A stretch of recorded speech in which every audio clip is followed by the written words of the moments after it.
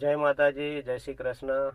કાલે ગયા હતા ધોલેરા એક્સપ્રેસ ઉપર આંટો મારવા અને આજે જઈએ. હવે સોમવાર છે તો કામે જવું પડશે, તો જે નાના મોટા કામ બાકી રહી ગયા છે એ પૂરા કરી દઈએ.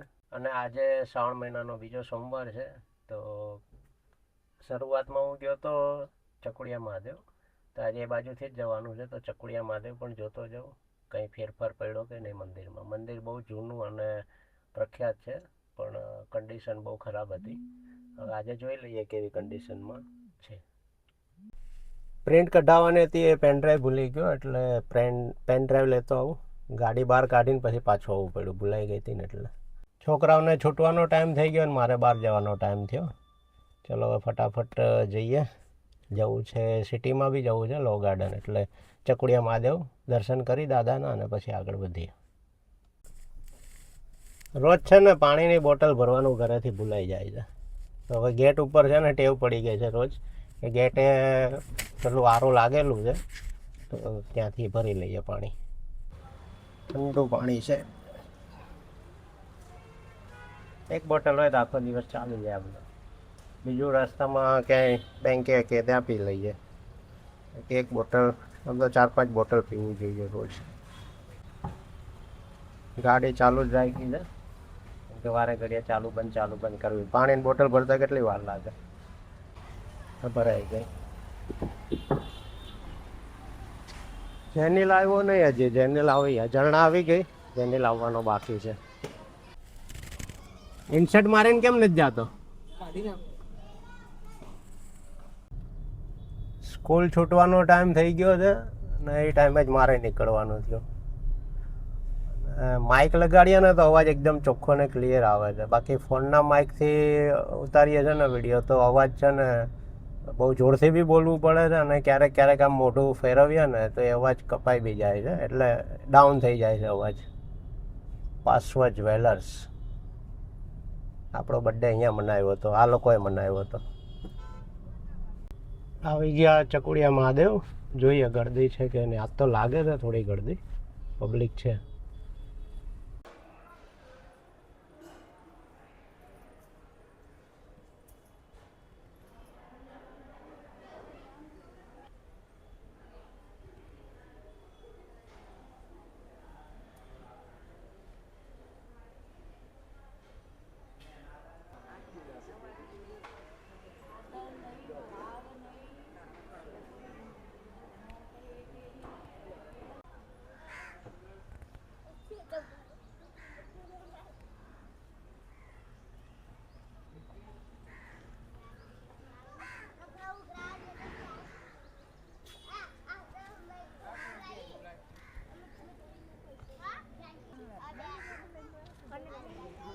સાંઈ બાબાનું મંદિર, નીચે કચ્ચર પટ્ટી છે.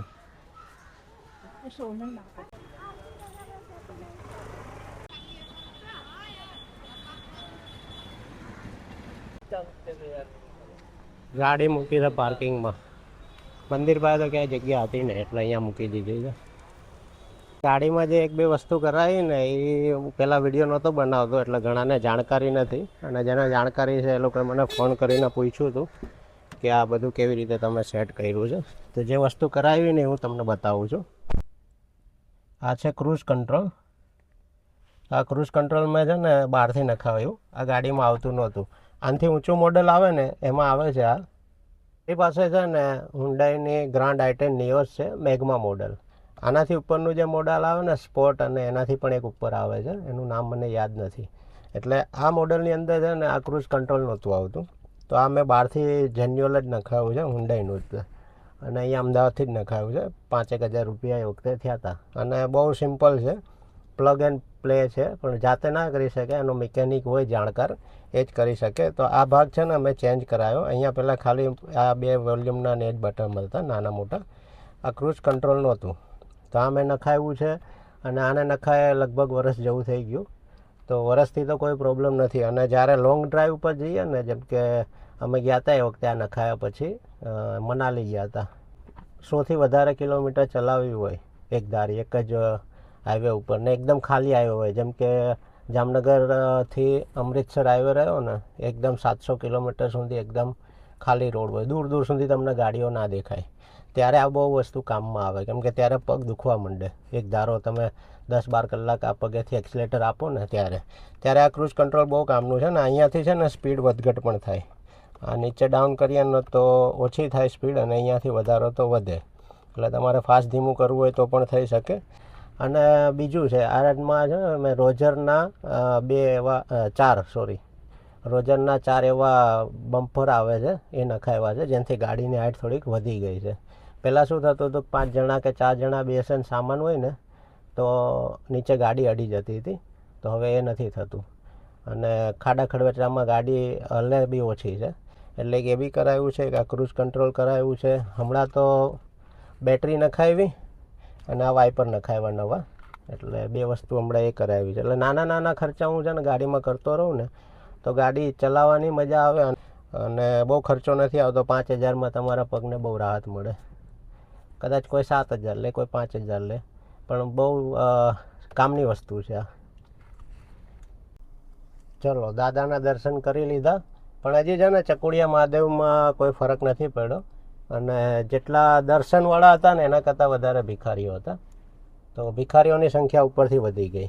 પણ જે જોઈએ ને એવી સાફ સફાઈ જ નથી. પછી મેં બહુ વિડીયો ના ઉતાર્યો, કેમ કે મને પોતાને નથી ગમતું આવું ખરાબ દેખાડવું.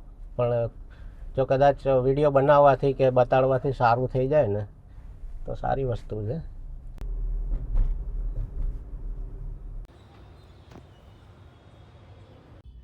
ટ્રાફિકમાં ફસાયા છીએ અને વાગી ગયા છે 7:05.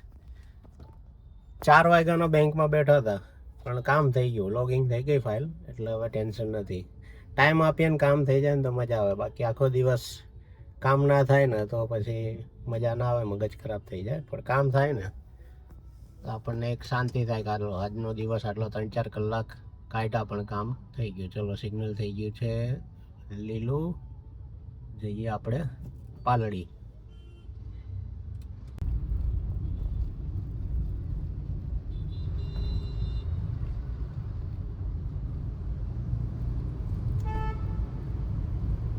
પાલડીનો અંડરબ્રિજ. હવે જઈશું બહાર એટલે સીધું સામે આવી જશે પાલડી જંકશન, અને ત્યાંથી રિવરફ્રન્ટ નથી જવાનું. એમ તો સીધું જગન્નાથ મંદિર થાય અને કાંકરિયા થઈને ઘરે. અને સાંજે આ છે ને 7 વાગ્યાનો ટાઈમ, છૂટવાનો ટાઈમ છે ઓફિસનો, અને જ્યારે ઘરે જવાનો ટાઈમ હોય એટલે ટ્રાફિક ફૂલ થયા જ કરે. એટલે છેક સુધી આપણને આ ટ્રાફિક નડશે. ભૂખ લાગી છે ખતરનાક, ને આવા વડાપાવ ને દાબેલીના આગળ ફોટા હોય. આ ટેમ્પો જાય છે લિજ્જત વાળાનો. હવે રસ્તામાં કાંકરિયા આવશે તો ખાઈ લઈએ, કેમ કે લાગી છે જોરદારની ભૂખ. લિજ્જત ખમણ છે ને પાછળ રહી ગયું છે. હવે ઘરેથી બી ફોન આવી ગયો. હવે વડાપાવ ખાવું કે ના ખાવું વિચારું છું. હલો, હજી મારા ઘરે જતા કલાક જેવું થશે, અને જોઈએ હવે વડાપાવ મળે તો ખાઈશું. નકર આગળ છે ને પછી આગળ જઈને કંઈ ઈચ્છા ના થાય. જેમ ઘર નજીક આવતું જાય ને પછી એમ થાય કે હવે ઘરે જઈને જ ખાઈશું. અને આખો દિવસ ફર્યા ને, જુઓ 1 લીટરની બોટલ હતી, 1/2 લીટર પાણી પીધું છે, ખાધું કંઈ નથી. એટલે છોકરાઓને એમને એવું થવું જોઈએ કે મમ્મી પપ્પા તમારા માટે આટલી મહેનત કરે. મારા છોકરા તો સારા છે, પણ જેના છોકરાઓ જોતા હોય એમને એવું લાગવું જોઈએ કે ના, મા બાપ ઘણી મહેનત કરતા હોય છે ત્યારે આ બધું પૂરું થતું હોય, અને તમારી બધી ફરમાઈશો પણ પૂરી થતી હોય. તો થોડુંક મા બાપ વિશે પણ વિચારવું. કંઈ વાંધો નથી, 5-5 વપરાઈ જાય એનો, પણ થોડુંક આપણે જે આખો દિવસ મહેનત કરતા હોય ને એ ઘરવાળાને ખબર ના હોય ઘણી વખત કે એમના મા બાપ કેટલી મહેનત કરતા હોય છે, ત્યારે આ બધું ભેગું થાય.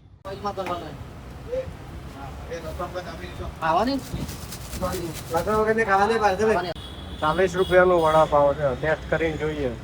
સિંગતેલમાં અને અમૂલ બટરમાં જ બનાવે છે. આ લિજ્જત ખમણ છે ને એ લોકોની જ બ્રાન્ચ છે. આગળ લિજ્જત ખમણ છે, ત્યાંથી 10 એક દુકાન છોડ્યા ને તો આ વડાપાવ દાબેલીની દુકાન છે. સારું હતું વડાપાવ, ઠીક હતું. આમ થોડું ખાવું પણ સારું ખાવું. પિક્ચર છે કે ઘોડો છે? નાની સાઈઝમાં.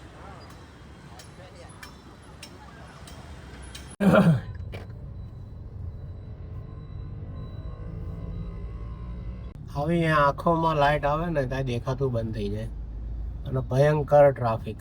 અત્યારે તો આ ખુલ્લામાં આવી ગયો, બાકી મણિનગર ને એ બાજુમાં સખત ટ્રાફિક. અમે લોકોને ઘરે જવાની એટલી ઉતાવળ હોય છે ને તો ઘુસેડી જાય ગામડા. રાખડીના પણ આટલા મોટા મોટા સ્ટોલ લાગ્યા છે. 3 તો અહીંયા હશે અને 4-5 હજી આગળ નિરાન ચોકડી બાજુ છે. અને જેમ જેમ આમ આગળ એરિયામાં જતા જઈએ ને તો મોટા મોટા મેળા જેવા ટેન્ટ બાંધ્યા છે, જાણે કોઈ મેળો હોય અને લોકો રાખડીઓ લેવા ઉમટી પડે અને લેતા છે. રાખડીમાં આટલું બધું પહેલી વાર મેં જોયું. નકર અમારા વખતે તો ઘરે આવતા હતા લારીઓમાં વેચવાને.